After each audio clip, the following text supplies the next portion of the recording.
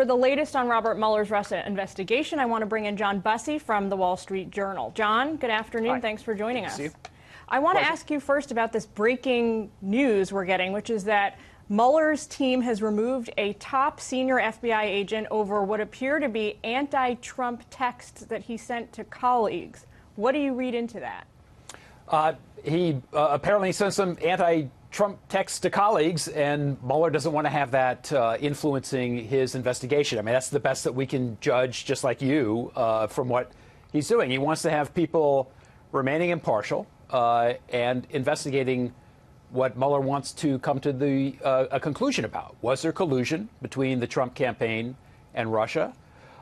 Inappropriate collusion? And was there subsequent obstruction of justice as the FBI began to investigate that issue and others concerning the Trump campaign? And President Trump himself, again this morning, insisted that there was no collusion and no collusion has been proven. But we also know that his first national security advisor, General Michael Flynn, has pleaded guilty and struck a deal with Mueller's team. Specifically, Flynn has pleaded guilty to lying under oath to the FBI. What did he lie about? Can you get into the details there, because they're pretty important?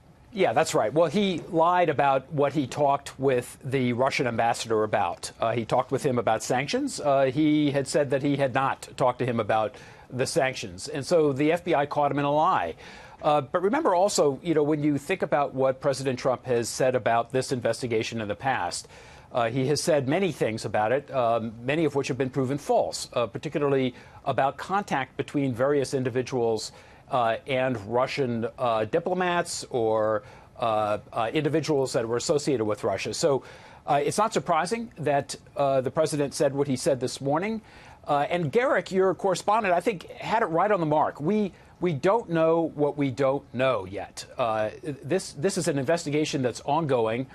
And very importantly, the signals that are being sent by Mueller here, where he has cut a deal with Flynn. Flynn could have been, presumably, if all the charges against Flynn that Mueller had at his disposal had been brought to bear, a prison sentence of substantial years might have been in the offing for General Flynn if he had been found guilty.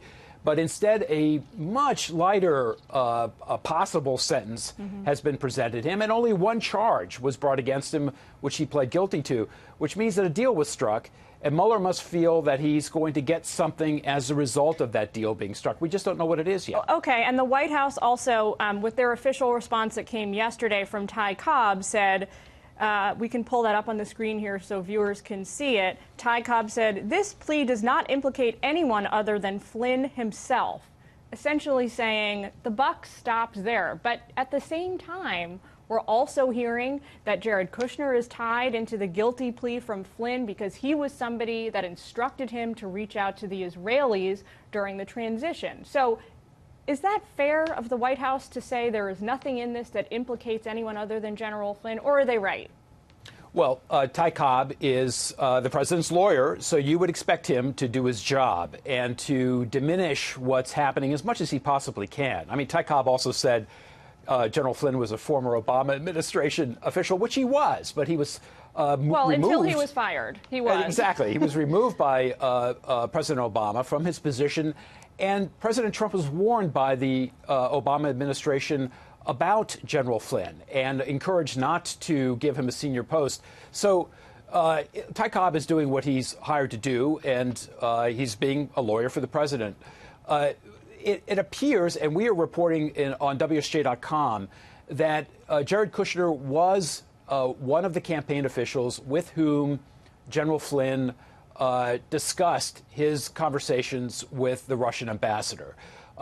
The implications of that we don't know yet. I mean, when you say tied into the guilty plea, he's not really tied in to any guilty plea. No charges have been brought against Mr. Kushner. He's somebody that allegedly, according to reporting, Michael Flynn said instructed him to be reaching out to other foreign governments. So in that sense, that is correct. That's right. And that's right. Yeah, exactly. And we're reporting that as well. Yeah. Which is important, as you're pointing out. What this basically does is it brings the investigation ever closer to President Trump. That's significant. if his son-in-law was somebody who was in these discussions with General Flynn. So, John, we've got to leave it there, unfortunately. The White House has been insisting up until recently that this is all wrapping up very soon. The signs we're seeing this week, safe to say, we're now maybe not heading in that direction as rapidly as we once were, unfortunately. Thank you so much for your time this Pleasure. afternoon.